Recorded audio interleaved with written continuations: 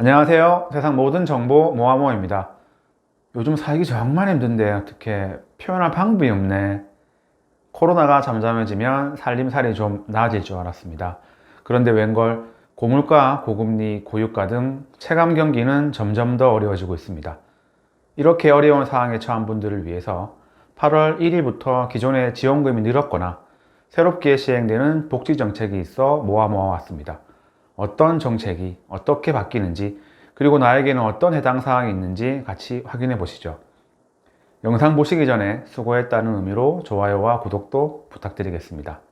첫 번째, 생애 최초 주택 구매자의 LTV 상한 80%.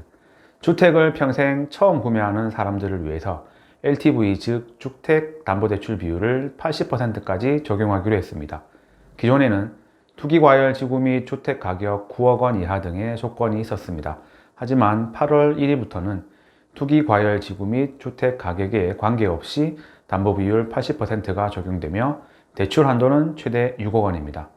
정부의 목표는 대출 한도를 풀어서 내 집 마련을 쉽게 하겠다는 것인데요.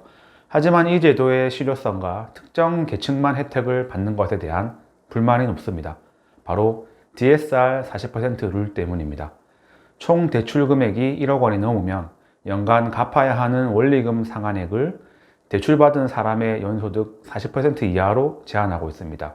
이 말은 즉 연소득이 낮으면 대출 금액에 제한이 있다는 뜻입니다. 그래서 소득이 낮은 저연봉자들은 LTV 완화 전이나 후나 대출 가능 금액이 큰 차이가 없을 수 있습니다. 예를 들면 연봉 3천만 원이면 대출 가능 금액이 2억 200만 원, 연봉 5천만 원이면 3억 3,600만 원, 연봉 7천만 원이면 4억 7,100만 원 정도를 받을 수 있다고 합니다. LTV를 80%까지 올리면 뭐합니까? 연소득이 낮으면 대출을 받을 수 없습니다. 그러니 고연봉자만 대출 가능 금액이 늘어난 것입니다. 이런 상황에 소수의 고소득 맞벌이 부부 정도만 내 집 마련의 기회를 잡을 수 있는 조치다. 결국 생색내기일 뿐이다라는 불만의 목소리가 들립니다. 하루빨리 집값이 안정이 되고 많은 분들이 내 집을 만들 수 있는 그날이 빨리 왔으면 합니다. 두 번째, 한부모 아동 양육비 긴급복지 지원 받아도 중복 지원. 8월 1일부터 긴급복지 지원을 받는 가구도 아동 양육비 지원을 받을 수 있게 되었습니다. 기존에는 긴급복지 지원을 받는 경우 아동 양육비의 중복 지원이 이루어지지 않았습니다. 하지만 8월 1일부터 한부모 가구의 생계 부담을 줄이는 차원에서 긴급복지 지원과 아동 양육비를 동시에 받을 수 있게 되었습니다. 자녀 1인당 월 20만 원을 지원하며 복지로 누리집 사이트 또는 주민센터를 방문하시면 신청하실 수 있습니다.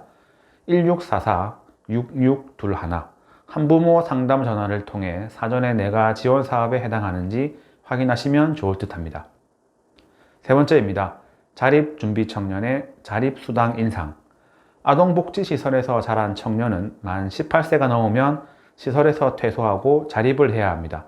이런 청년을 자립준비 청년이라고 부르는데요. 이 청년들에게 자립수당을 기존에는 월 30만 원을 지원하고 있었습니다. 그런데 8월 1일부터는 월 35만 원으로 지원금이 인상되었습니다. 지원 기간은 최대 60개월까지입니다. 복지로 누리집 또는 주민센터를 방문하셔서 신청하시면 됩니다. 해당하시는 분들은 129 보건복지 콜센터에 사전 문의를 하신 후 신청하시면 좋을 듯 합니다. 네 번째입니다. 위기청소년 생활지원금. 보호자가 없거나 보호자가 있어도 실제로 보호자의 보호를 받지 못하고 있는 청소년을 위기청소년이라고 합니다. 정부는 이들에게 생활비 및 학비 지원을 하고 있었습니다. 기존에는 월 55만 원을 지급했는데 8월 1일부터는 월 65만 원으로 상향되었습니다. 나이 조건은 만 9세부터 24세 이하 청소년입니다. 가구 소득 조건은 기준 중위소득 72% 이내에는 학업, 자립, 상담, 법률, 활동, 기타 지원이 이루어집니다. 반면 기준 중위소득 65% 이내는 생활 건강 지원이 나옵니다. 복지로 누리집 사이트 또는 주민센터 방문을 통해 신청하실 수 있습니다. 여성가족부 민원 안내 02-2100-6000번에 상담 전화하신 후 신청하시면 좋을 듯 합니다. 지금까지 생애 최초 주택구매자 담보비율 상한, 한부모 아동 양육비 중복 지원, 자립준비 청소년의 자립수당 인상, 위기청소년 생활지원금 인상 등에 대해서 알아보았습니다. 어려운 환경에 처한 분들이 빠르게 재기하고 자립할 수 있도록 돕는 복지 제도가 앞으로 이어지길 바랍니다. 그리고 더 많은 분들이 혜택을 받아가면 좋을 것 같습니다. 오늘 영상이 도움이 되셨다면 구독과 좋아요도 부탁드리겠습니다. 여러분의 응원이 큰 힘이 됩니다. 오늘도 건강하시고 행복하세요. 세상 모든 정보 모아모아였습니다.